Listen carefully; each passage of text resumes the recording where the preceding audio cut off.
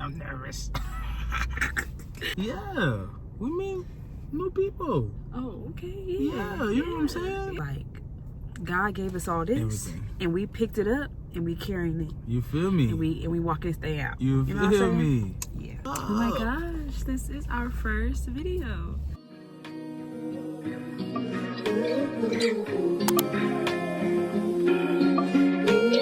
Welcome. Yes, y'all. Welcome to our channel. We are the Trippies. I'm Kiki. And I'm Nick.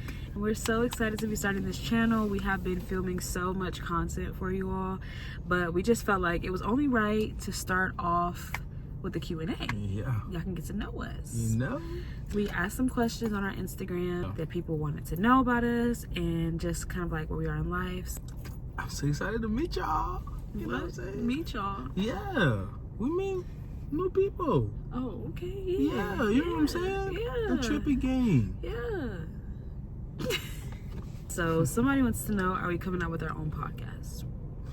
Ooh. Great question. Yeah, we've been talking about that. Not necessarily a podcast, but we do have something very similar that we think you guys would love coming very soon. So just know the Trippies are in their bag this year. Okay? For sure. Like, not even in the bag money, but like bag, like God gave us all this. Everything. And we picked it up and we carrying it. You feel me? And we walking this thing out. You feel me? Yeah. What advice would you two give to couples? So my first advice I would say is keeping God as the center. So he has to be first. That's mandatory. And then I would also say communicating. I think communicating is very important because like things going just one day it can be good, one day it's gonna be bad. But at the end of the day, if you communicate, everything can work out. Yeah. I feel like it depends on what stage you're in. So if you're in the dating season, I would say to keep God at the center so you can remain accountable. To allow your partner, whether it's your boyfriend or girlfriend, to be an accountability partner with you, and to also keep people around that you trust to hold you guys accountable as well, whether it's with celibacy, whatever that may be, but to continue to seek God in every aspect of your relationship as you prepare to become a husband and wife in the future. As a married couple, keep people out of your relationship. Hey, that's good. Do not go and talk bad about your spouse to other people. Do not involve people in your relationship. Seek godly counsel if you feel fit to do so. But what happens in your home, what happens between you and your husband or wife is between you and God. Correct. How do you juggle family life and personal life? Honestly, like we're adjusting to 3 kids, and it's kind of hard right now to like find that balance between personal and family. Because I don't know, I love having time with my family. Yeah. That's me. Like my whole day is basically is around them. So I don't know. But yeah, I feel like for me personally, self-care, like, and when I say self-care, like just like taking care of myself, whether it's my skincare, like just things to upkeep myself has always been super important to me. And with adjusting with having 3 kids under 4, and just like even before Lennox got here, our baby, just having 2 toddlers, like, and being stay at home, it's kind of hard to manage all those things. So one thing that I have found to be like helpful to me is to make time to cut out to just, even if it's 20 minutes, do my skincare, like things that make me happy, finding hobbies, having girl time, you know, scheduling that out, even if it's once a month. I love to host things, so people may think I just love to host because I love to do the most, but no, like that's kind of how I cater to my personal life and try to have like some time outside of just family, because I am a stay-at-home mom, so my whole life is my family. I'm at home 90% of the time, so trying to like find ways to do that also within my home, like not always feeling like I want to run away because it should be a safe place, creating spaces in my home to do that, even reading my Bible, you know, things like that that kind of give you, that fuel you. That's a fact. You know, that's a fact. That feel you. I think that's definitely one of my goals this year, is definitely to kind of create a personal life, just to be able to, like, I guess, like, decompress, and also, like, just, like, I don't know, just, like, kind of, like you said, fuel yourself, you know? So, yeah. If you could go back and do something differently before getting married, what would it be? Save myself?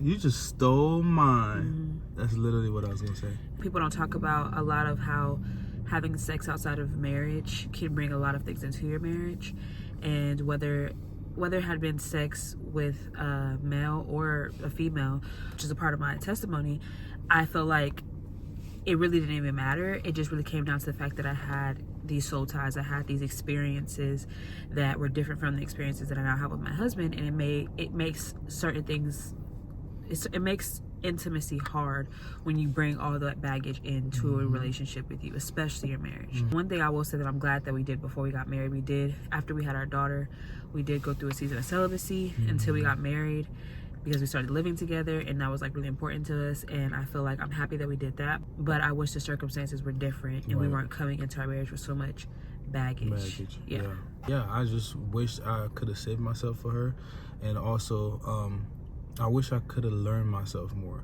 I feel like those years that I had being single, I didn't really take time to spend time with myself enough to understand my feelings, to understand like how I operate, and just to be able to love myself enough to love somebody else. You know what I'm saying? Like in the degree that I need to. I feel like that's the time that I'm kind of missed out on, because I was so focused on career and everything like that. So I feel like coming into the marriage, it was kind of like hard to like transition for me per se, and so I would say definitely spend time with myself and learning who I am. Yeah, ask God to reveal you to you. Yes. And when you're in your single season, focus on being single. Listen to me. Focus on being single in a sense of like prepare yourself to be the husband and wife that you need to be, and don't spend so much time trying to just get a fast date or whatever the case may be. You're so focused on the fact that you're single that you don't enjoy the single season. Yes. And you let God work in you through that season. Yes. Because there's been plenty of time where I was like, dang, like I'm married now. I can't go back to being single to figure it out. No, I have to figure it out now. But to me, I feel like if I had to tell myself 4 years ago, I would be like, no, enjoy being single, understand what it means to be single, and whenever you get married, you're gonna know what it is to be married, and it'll be a smooth transition. Yeah. So 2 people asked basically the same question: what is your favorite thing about being married? What's the best part about being married? I would say my favorite part about being married is just living together. I was gonna, you know what? I'm gonna just. That's not what I was thinking. I was thinking something else. Although we lived together for our when we were engaged,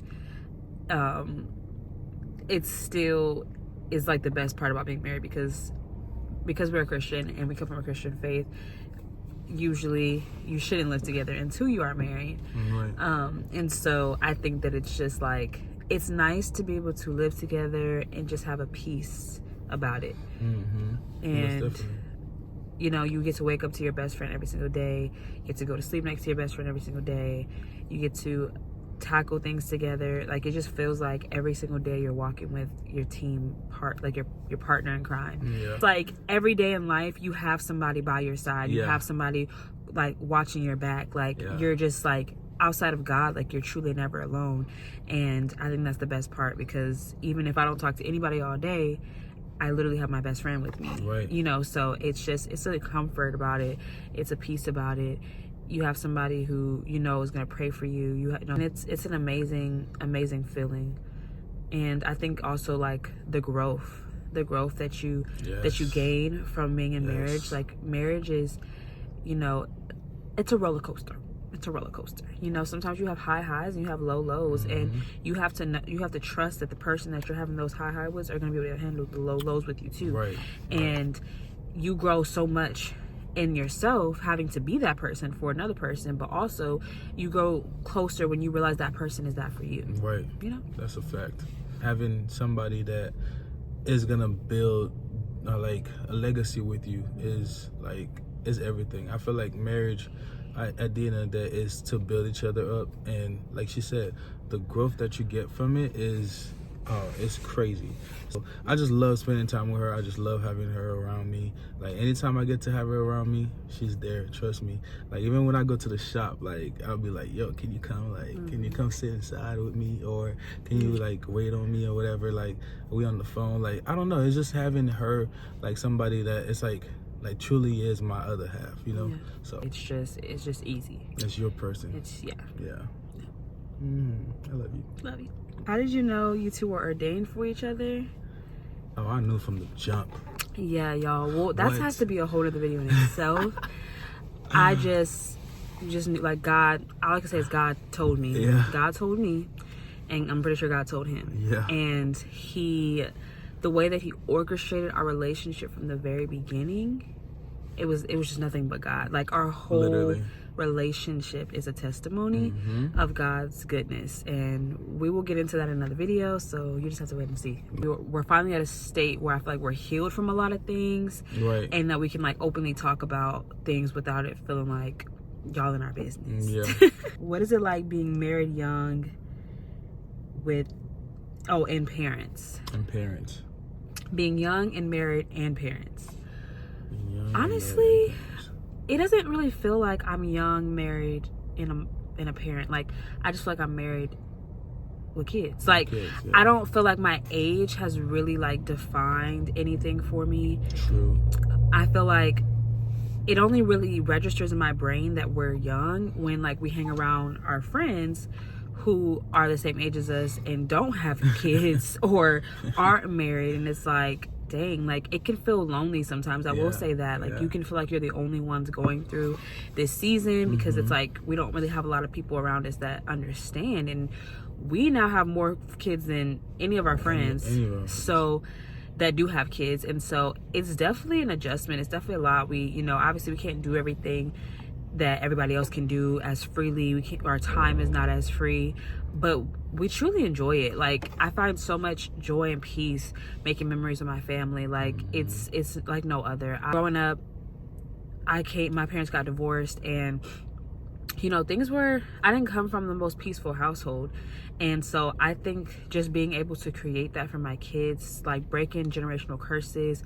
and setting the tone for their future, that's all I focus on. It's like once you have kids, it's like you look at things through a spiritual lens at that point, and you're just like, all right, this is what I need to do. This is my ministry. This is my duty, and you just do it. And I don't really spend a lot of time thinking about like how it makes me feel in a sense of, oh my gosh, like this is really happening. Like I do have aha moments where like, what? I'm a mom. I got 3 kids. I was pregnant 3 times.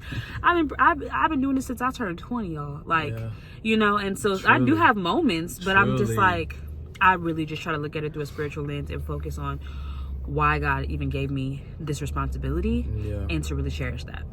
I think for me, like the age truly don't matter. I think I do realize it when like I'm cutting my clients and they're like, well, how old are you, bro? I'm like 24, 25, and they're like, dude, you young and you married and you got kids and this and that. I'm like, I mean, like a lot has happened in like 2 years. Like I can remember like 2021 when like it was just me, and like I was just working literally 24/7, and then all of a sudden my whole life switched, and then now it's like I have 3 kids, I'm married, and it's just like, I don't know, it just it feels normal to me because I've always been the way that I am about family, and also about her. Like it never felt like anything extra. It always felt so normal and so natural. So I feel like just the way that we live and the way that we carry ourselves, everything, it feels normal. It doesn't feel forced at all. What is your favorite way to create date night now that you are married with 3 kids? Ooh. Y'all, this is funny because we're only 4 weeks post into it, so obviously like we're still trying to navigate, but I will say like last weekend we did end up being able to have like 3 date nights. We finally got some help with the kids, and they were away for the weekend, and so one night after work we just went and grabbed some food together, and instead of just taking it to go and going home, we like went and sat and just ate. Sometimes we incorporated it with the kids. Like one day Lennox had a doctor's appointment, and so we're like, let's just go sit down and eat, and we took Milan and Lennox with us, and we bonded and had that time. Right. So, and then we did another night where we went and had sushi together, and it was just Lennox, and we had help with the kids again. So every date night looks different. We even did a date night where we cooked together at 1 o'clock in the morning, just because that was the only time that I had to cook this meal. I wanted to cook for 2 days. He's been wanting to learn to cook, and I was like, you know what, babe, like let's make a date night out of this. Let's cook together. So we had another one too, where it was upstairs. It was at the house. We just we had plantains and like pickles, and then he had made like a s'mores board for us, and I crashed, but it was just the intentionality behind it. So the fact that we've had about 6 dates in 4 weeks is amazing to me, that we're still making time for ourselves. I feel like it's so important, because we have struggled with that the last year, like since I got pregnant, honestly, because my pregnancy was really hard for me this time, like in a sense of like how I felt. Like I just felt very drained and tired. It was hard to really make time for each other. It was hard for me to push past how I was feeling and cater to him. And so I think that ever since having a third child, it's like, no, this is mandatory. Like our marriage is important. Our marriage, we come first before our kids. That's just the order of how it's supposed to go. And so, we've just truly been this year trying to live our lives very biblically in every aspect that comes down to, and that also comes to how I cater to my husband, how he caters to me. Of course. And so making each other a priority in the season has been like a no-brainer.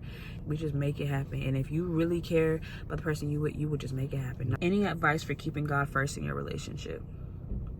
Surround yourself with godly community, praying together. I think just doing it too. Just doing it, going to church together. Being equally yoked. Being equally yoked, for sure. You should have already sought after God individually before you became one. And so I feel like if you do that before you get married, it will make it easier to maintain that. And when you're married as well. Tips for Christian dating. Ooh. Honestly, I don't really know if we have any tips. During our dating season, it was a lot of lukewarmness. I'm not gonna lie to y'all. But I feel like the most important thing is to just seek God in all that you do. Make sure that everything that you're doing and pertaining to your relationship is in alignment with God. And that's the best thing that I can say. I'm gonna let Nick answer this one. If you could describe your bond in one word, what would it be? My who? Our bond in one word, what would it be? In one word, impeccable. I'm gonna just leave that there. Impeccable. What helps you and your husband overcome tough obstacles, whether it's just from a disagreement or any little thing that can cause some sort of slight disturbance within your marriage? Talking. Yeah. I think talking is like the first step into fixing any issue.